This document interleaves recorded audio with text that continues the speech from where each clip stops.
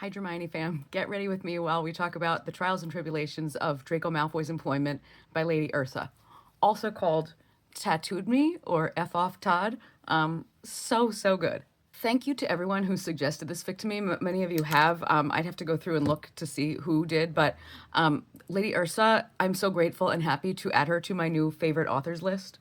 So this fic is around 450 pages. It's an HEA, and it knocked me off my feet with sheer delight. It made me breathless with excitement. Also, a couple parts had me sobbing into my pillow, but it was mostly delight. Also, I saw a Reddit post recently asking which Dramione you'd most like to see on screen.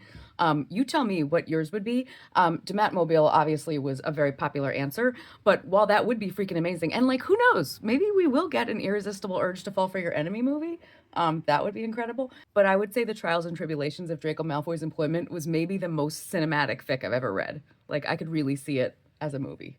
Okay, so first of all, if you've read this and you liked the style of this writing, let's be friends. I don't know how to categorize the style. It's like understatement heavy tongue and cheekiness. Like, Draco saw the sword coming for his head, which was not ideal.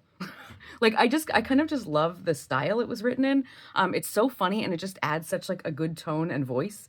It was such a strong voice that I felt like the narrator almost was like its own character. It was really good. I think I'm going to do Color Pop Peach today.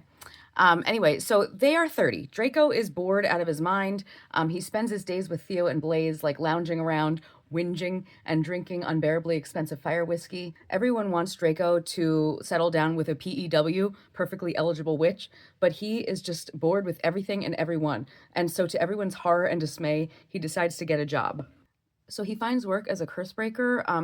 His scores are so high because he's smart that Gringotts decides to partner him with their top curse breaker, the swatty but effable Hermione Granger. She is a staunch lone wolf, however, and is seriously displeased.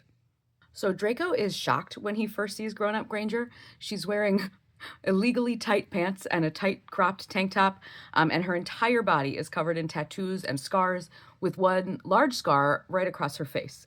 He's instantly attracted to her and is immediately unboard as she proceeds to put him through the ringer, testing him and his curse breaking abilities while they battle dangerous cursed objects that try to unalive them often and severely. And aside from being a very smart and capable wizard, Draco is also gifted in arithmancy. I think that's how you pronounce that. It's one of his favorite things to do, to such a point that he's incapable of forming a connection with anyone who does not enjoy arithmancy, like the PEWs that his mom and Theo are always trying to hook him up with. So Granger wanting to argue arithmancy at every turn, for him, is a huge turn on. So their relationship at first is like fraught to some extent, but they are never really enemies in this fic, which is kind of a nice change of pace. They trade barbs and insults, but it's kind of done in like a fun and flirty way. And they're adults now, so a lot of that stuff like is kind of in the past. She kind of forgives him like later on for like any of the stuff he did as a kid. So it's not like they're harboring dislike of each other. Draco is desperate to please her because he would like to retain his employment to stave off his boredom, and he's becoming increasingly more and more under her spell. So the author of this, I read in her note at the beginning, said that she read Mobile and wanted to read something else like it, so she decided to write her own, and this is what she wrote. So if you liked Mobile, you will absolutely like this. There's no doubt. It's similar in many ways. It's a Draco POV. It's Draco denying he's in love as he falls very hard and very fast with a brilliant Hermione Granger who he follows around as they caper around through dangerous adventures. That's like the basic premise as it is in Mobile. But this fic had a style and a flair all its own, for sure. And it comes with its own well-researched itinerary of places and mythology that all had me giddily Googling on the side, and now I want to go to Egypt and Angkor Wat. So the basic premise is that Hermione in this fic is on the trail of the lost city of Atlantis. She knows of a book that contains instructions on how to get there. So they first need to find the book and steal it, and then break into the city that is usually reserved for the righteous, which the two of them decidedly are not. But the situations and the escapades and the ordeals that they go through had me gasping and kicking my feet. So fun, so exciting, so hilarious. Granger's essentially Indiana Jones, and I ate up every freaking bit.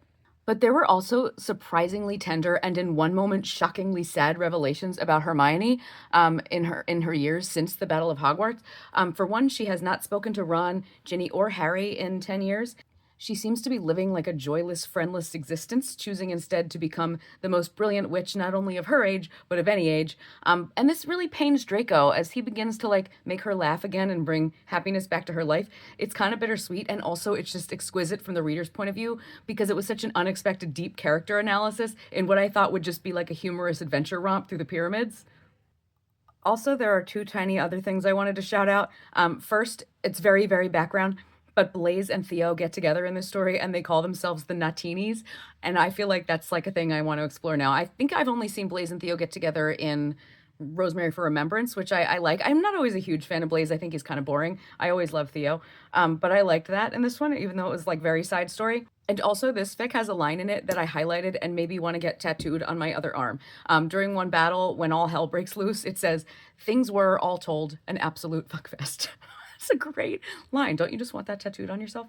So, do not sleep on this fic. I plan to read much more from Lady Ursa. She had me at her style alone, but her author's notes had me cackling too. I just love a person who proudly waves their nerdiest freak flag. I wave back. And finally, I just want to say I got a comment recently on my YouTube, somebody asking me why I'm reading this stuff at my age. I'm not upset about it. I'm not defensive. I just wanted to say that in case you're feeling like that too, because it's hard for people that are not in this community to understand. And I feel like I've had that said to me, even from nice people that are not meaning it mean.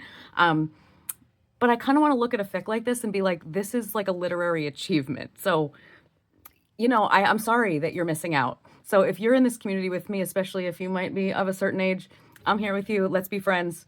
Anyway, let me know if you've read any others like this because I would love to read more, and I'll see you next time. Bye.